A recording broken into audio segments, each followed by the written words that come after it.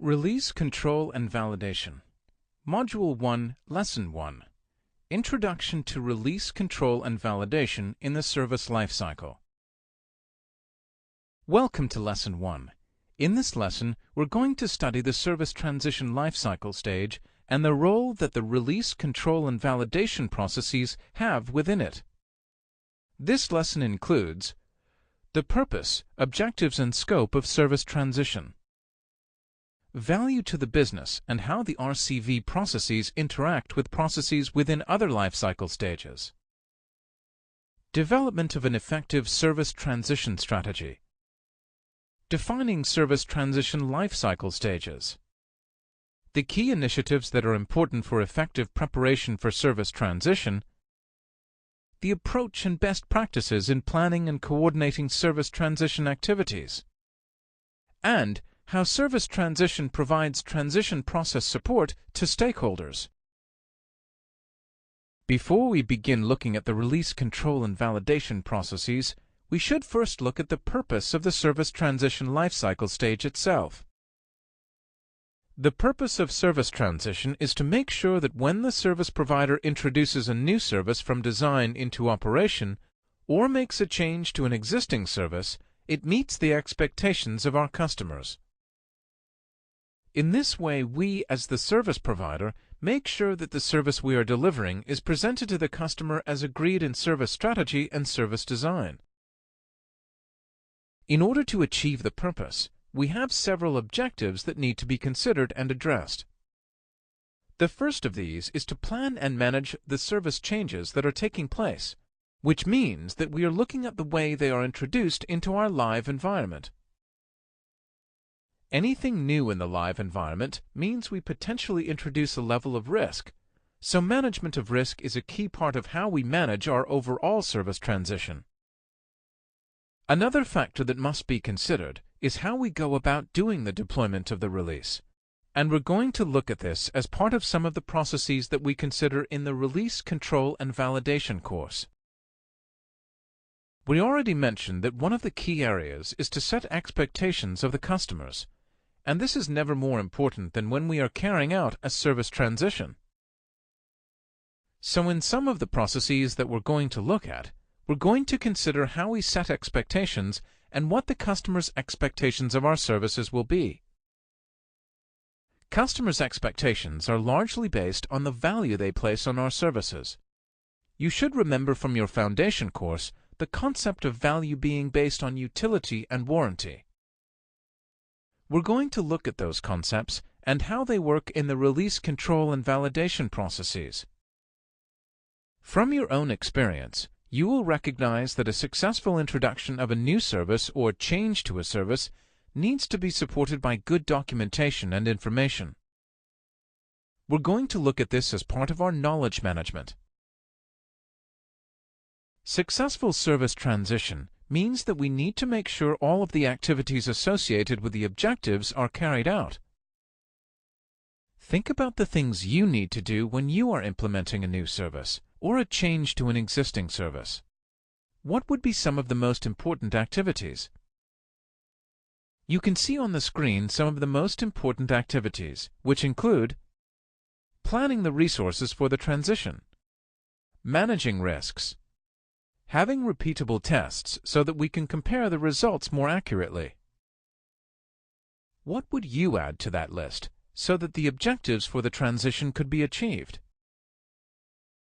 On the screen, you can see a diagram which shows how service transition fits in the service lifecycle, between service design and service operation.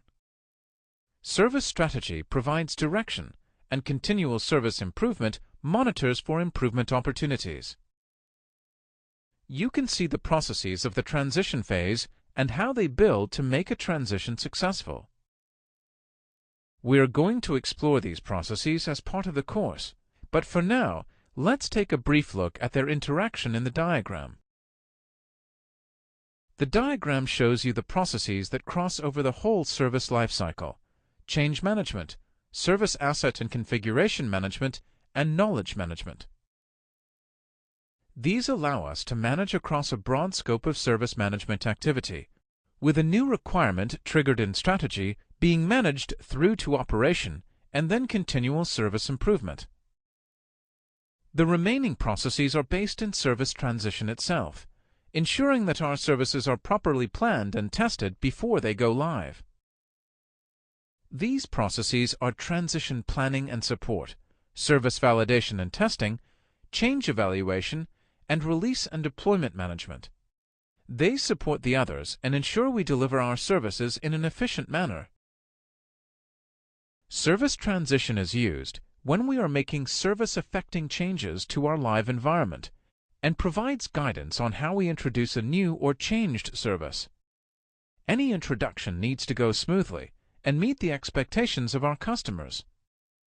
Using the information and agreements from strategy and design, transition ensures that we deliver the agreed services.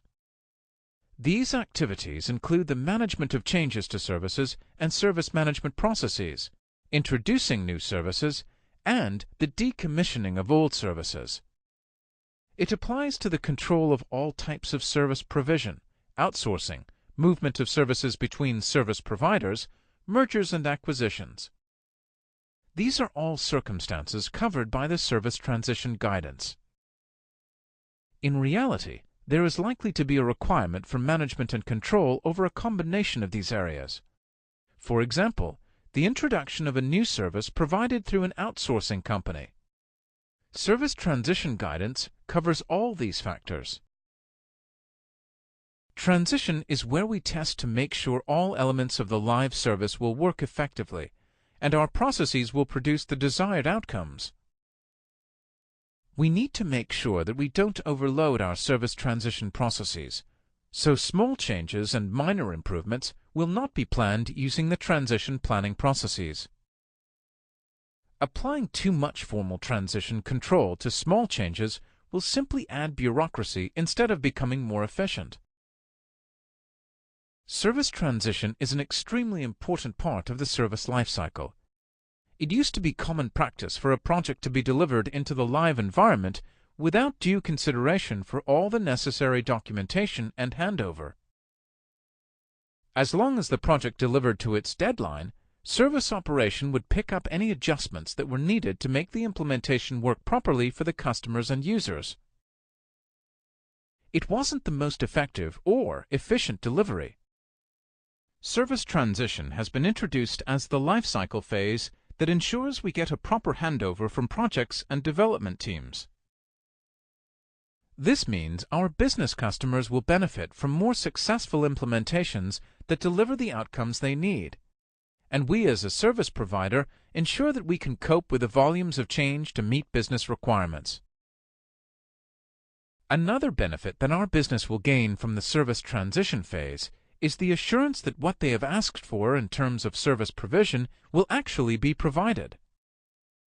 This sounds like a simple thing, delivering what is asked for by the customer, but it is surprisingly hard to achieve given the complexity of our services and business needs.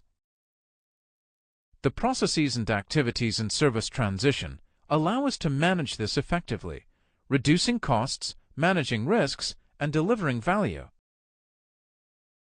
Value is often hard to quantify, so we need to think about other ways we can establish an understanding of the importance of service transition for our business customers. One of the key factors for an organization is the reliability of services, minimizing outages and ensuring continuity of service. Managing a transition successfully means not adversely affecting existing services, and this is an area that we can focus on when carrying out transitional activity. Many organizations suffer with delays when projects clash over resources, such as use of the test environments or testing resources. If we can reduce those delays and also manage our multiple projects more effectively, we can reduce the costs associated to transition. Being able to demonstrate reduced cost of delivery shows a significant and tangible value to the business. And if we can manage the costs during transition, we can also put effort into delivering services that can be maintained cost-effectively too. In order to manage our transition successfully, we should develop a consistent approach by adopting a common strategy. This will be based on the type and size of the services we provide, and on the number of releases we need to do to meet the business needs. It should enable us to allocate our resources appropriately for all of the transitions we are implementing, and will define how we carry out the processes in this stage. There are a number of factors we should consider when developing the strategic approach. We need to establish exactly what we are trying to achieve in the service transition stage, by setting the purpose, objectives, and scope, and understanding the context in terms of the services we provide and how we interact with our customers. Many organizations are bound by particular governance requirements or industry-specific standards, and these must be included as part of our strategy. Each organization will be different, so we need to understand who the stakeholders will be and how they will be affected. This should include third parties and suppliers, as well as those internal to our organization. With this understanding, we can develop a framework that we can apply to all of our transitions. We can develop a consistent approach to the management of everything from how we interact with a project to how we should reuse the assets and environments for testing. As part of the strategy, we should also set the boundaries to support our transitions, such as the exit and entry and success and failure criteria for our transitional approach. We should develop a consistent approach to the identification of new requirements, including the use of the service design package where appropriate. Our strategy should also include how we allocate roles and responsibilities, including training schedules. Also, it should define our approach to transition, so that we understand how we will carry out the necessary process activities, including measurement of success. A key part of any strategic approach should be the expected deliverables from the activities. This should include the documentation we expect to produce. In just the same way as we produce a service design package from service design, we need to define the outputs from service transition. These outputs should include plans, baselines, and reports, including the schedule of activities for our transitions. Another important output will be the financial reports, which enable us to demonstrate the financial value of the services we provide. As you know, the capability courses support people who will be applying ITIL processes in their organization. Throughout the course, you will find a number of exercises that will look at the course material from this perspective. It's really important you complete each exercise to reinforce your learning. For each course exercise, you'll find a suggested answer in the study guide for the module. You can also send your exercise answer to a tutor to have it reviewed. Just use the tutor link. Here's an exercise to look at your understanding of what needs to be included in a transition strategy. Plan to spend 20 minutes on this exercise, and don't forget to check your study guide for a suggested solution. You have been tasked with developing a transition strategy for your organization. What would you expect to include in this strategy? Try and think of at least 10 areas you would include. Remember, you can contact a tutor if you wish to have your exercise output reviewed, or have any questions about this exercise. The Service Design Package helps with the definition of the transition activities.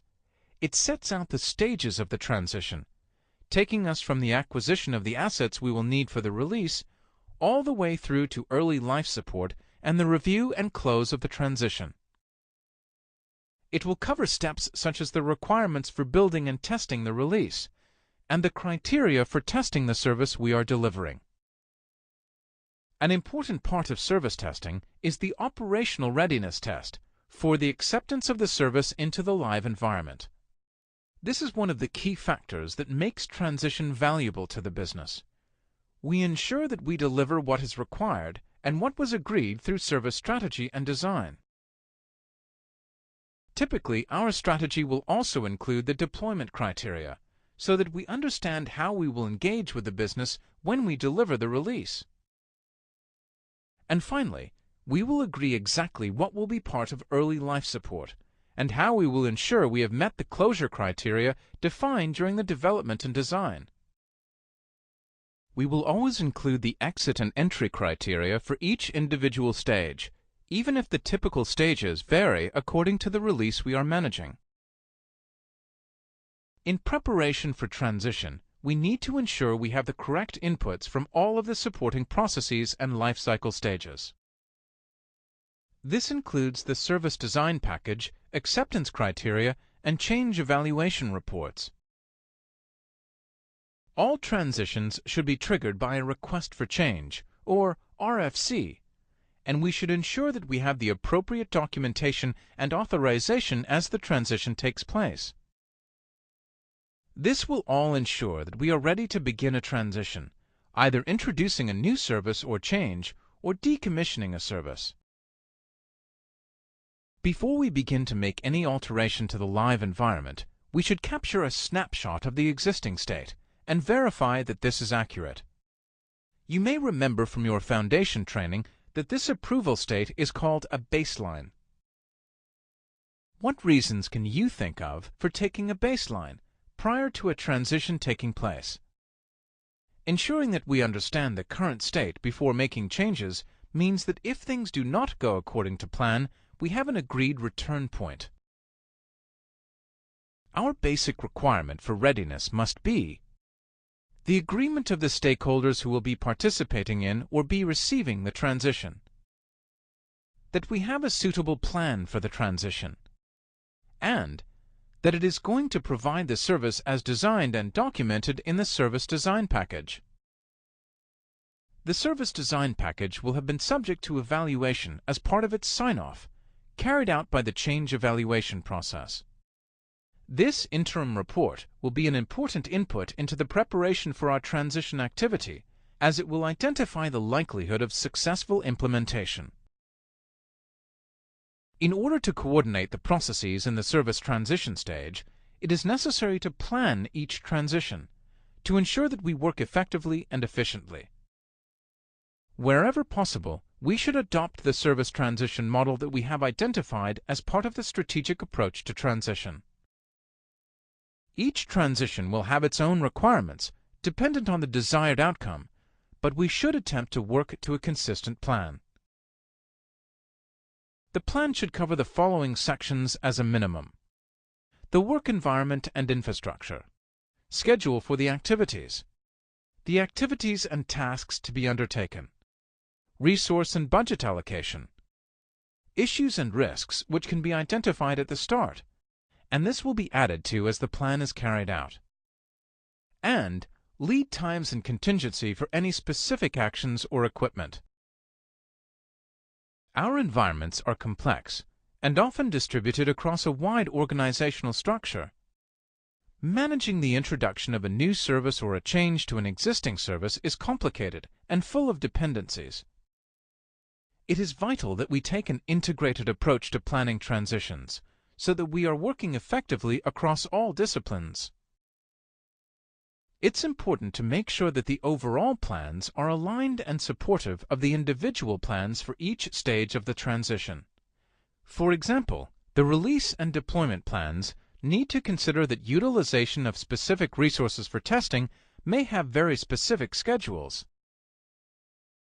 When delivering a new service or change to an existing service, it is important to have an overarching plan for the transition activities, which should include milestone activities, release components, package release, build, test, deploy, evaluate, early life support, build and maintain services and IT infrastructure, and measurement systems.